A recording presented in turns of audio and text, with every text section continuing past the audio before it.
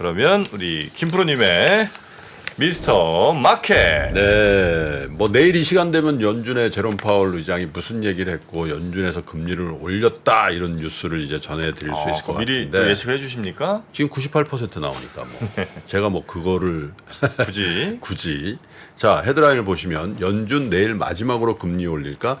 올리는데 내일 마지막이냐가 중요하다 이런 얘기죠. 한미 금리 차 2%포인트 찍는다. 예, 이런 기사가 나왔는데 대충 현지의 분위기는요. 한다. 98.9% 시카고 상품거래 CME 패드워치에 따르면 그 선물 시장이 이제 반영하는 게 있잖아요. FOMC에서 금리를 0.25 베이비 스텝이라고 하죠. 0.25% 올릴 가능성을 거의 100%로 보고 있다 이렇게 얘기했기 때문에 아마 연준 관련자들도 이걸 뒤엎을 만한 야 시장이 거의 100% 올린다 그러는데 우리는 안 올려 이렇게 할 만한 입장은 아니지 않을까 이렇게 보는 건데 이렇게 되면 금리 차이가 한국과 미국과의 기준금리의 차이가 말씀드린 대로 200bp 그러니까 2%가 된다라는 거예요. 근데 이제 문제는 한국은행이 그러면 저 금리 차를 극복할 만큼 금리를 올릴 여력이 있냐? 뭐 이창용 총재께서는 있다는 뉘앙스로 말씀을 하시고 있으나 뭐 아까 우리 유종훈 기자가 얘기했듯이 글로벌리 한국만 지금 경제 성장률을 계속 낮춤을 당하고 있는 상황에서 한국은행이 더 긴축적인 모드로 간다. 이건 쉽지 않을 것 같다라는 의견들이 많아요. 그래서 문제는 걱정하시는 게 야 저게 2% 혹은 2.25까지도 벌어질 수 있으면 야 외국인 자금들이 이거 그냥 있을 수 있을까? 돈은 수익률을 따라서 움직이는 거라며 그런 얘기들을 많이 하세요. 근데 지금까지는 크게 걱정 안 하셔도 될 것 같은 게 이 금리 인상된다 이렇게 예고가 거의 돼 있는 거잖아요. 근데 이게 어느 정도 지금 움직였냐면 지난달에 외국인 증권 투자 자금이 29조 2천억 달러 순유입을 기록을 했어요. 네. 6월 기준으로 보시면. 근데 이제 주식은 뭐 아시는 것처럼 한 3억 달러 이상 순유 수출을 기록했는데 채권을 많이 샀단 말이죠.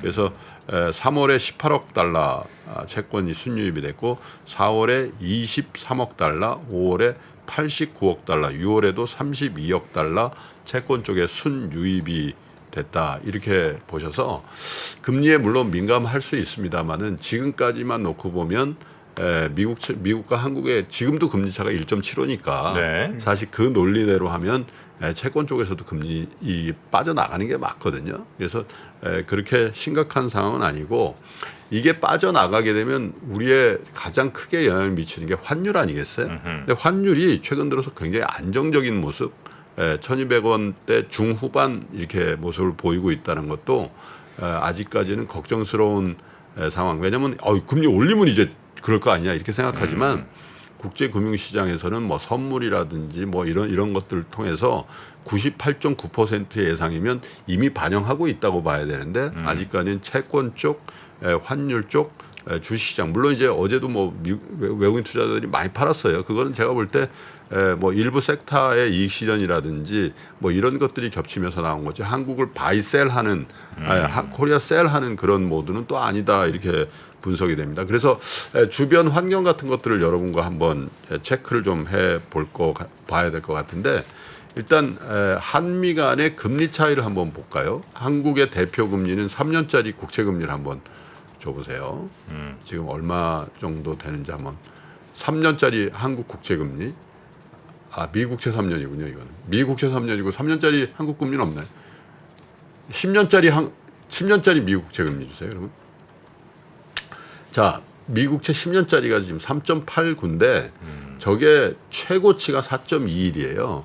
이게 무슨 말씀을 드리려고 하냐면 금리가 최근 들어서 조금 안정감을 갖고는 있습니다만은 여전히 높은 금리대에 있다라는 겁니다. 네. 그래서 만약에 미국 주식을 투자하시거나 주식에 투자하시고 계신 분들이 저 기대감, 예를 들면 연준이 이번 달에 금리를 올리고 더 이상 안 올릴 거라는 기대감, 그걸 넘어서는 이른바 피봇, 금리를 다시 낮출 거라는 그 기대감이 지금 나스닥 시장을 비롯한 미국 시장을 올리고 있는 건 사실인 것 같은데 문제는 미국 연준에서 다시 저기 보면 최저금리 0.53 저 때가 0%대 기준금리라는 거거든요. 네. 근데 저렇게 빠질 수도 있다. 그러니까 경기 부양을 위해서 금리를 과감하게 내년에는 뭐 베이비 스텝이 아니라 빅 스텝 이런 식으로 금리를 낮출 수도 있다라는 그 기대감은 너무 많이 갖지 않으셔도 될 것 같다라는 생각을 합니다. 왜냐하면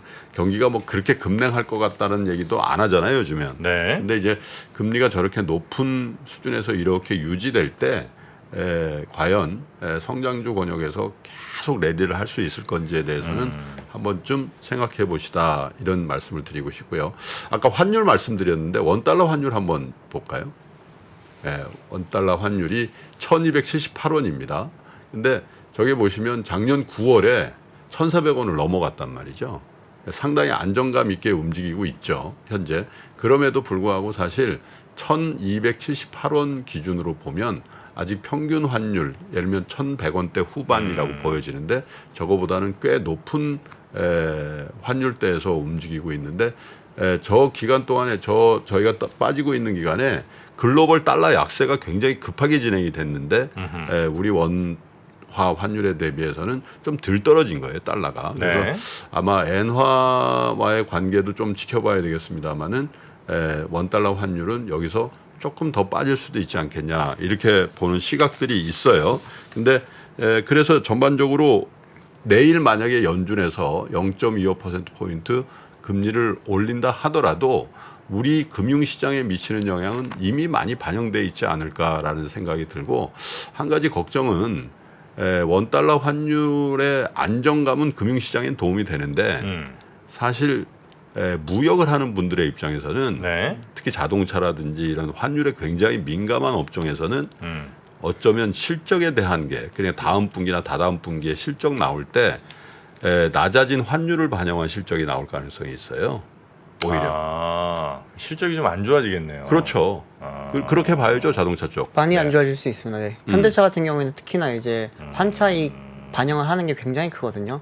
그러다 보니까 환율이 높을 때 다들 뭐 수출이 안 돼서 걱정을 하는 분들도 많은데 환차익으로 얻는 걸로 그걸 커버를 하는 걸 넘어서 리커버리가 되는 경우가 많기 때문에 환율이 좀 낮아질 때는 조금 우려를 해야 될 부분도 필요해 보이긴 합니다. 그럼 그거는 어떻게 계산해요? 이건 뭐 너무 좀 짜친 질문 같긴 한데 예를 들어 뭐 현대차도 뭐 3개월에 한 번씩 돈 받는 건 아닐 거고 계속 뭐 돈 받을 거 아니에요. 받을 때마다 환율 계산했던 거를 다 적용해서 나중에 영업이익 이렇게 신고하는 거야? 아니면 영업이익 신고할 때 공개할 때쯤에 그때 환율로 우리 몇 달러 했으니까 요 돈이 우리가 이익이다 이렇게 계산을 하는 거예요? 어떻게 합니까? 이거는 특정일을 기간을 주고요. 그 이제 예를 실적 발표를 예를 3개월마다 하잖아요. 그러면은 그 중에 이제 기준일이 따로 있어요. 기준일에 대한 환율로 따라 가지고 우리가 3개월 동안 벌어들인 거를 이제 변환을 하거든요. 그 기준일이 따로 있군요. 네, 그 기준일은 제가 지금 정확하게 기억이 안 나는데 기준일에 따라서 달라집니다. 네네네. 자, 어쨌든 양국 간의 금리 차를 가지고 걱정도 되는 그런 시점에 와 있는데 어쨌든 전반적으로 보면 지금까지의 채권 시장이나 환율 시장은 너무 크게 걱정을 할 필요 없다 이렇게 가격이 보여주고 있어요. 그래서 내일 만약에 금리를 올릴 경우에 이런 것들을 좀 점검해 보면서 외국인 투자자들의 태도 사실은 주식은 사실은 한 달 전서부터는 좀 셀로 전환돼 있는 상황이기 때문에 네. 그 추이도 좀 민감하게 지켜보시면서 미국 시장, 한국 시장 대응을 해보시면 좋을 것 같습니다. 네. 자, 그러면 아이고 시간이 좀 많이 됐는데 우리 류종훈 기자와는 여기까지 하고요. 내일도 잘 부탁드리겠습니다. 고맙습니다. 네, 감사합니다. 네. 감사합니다.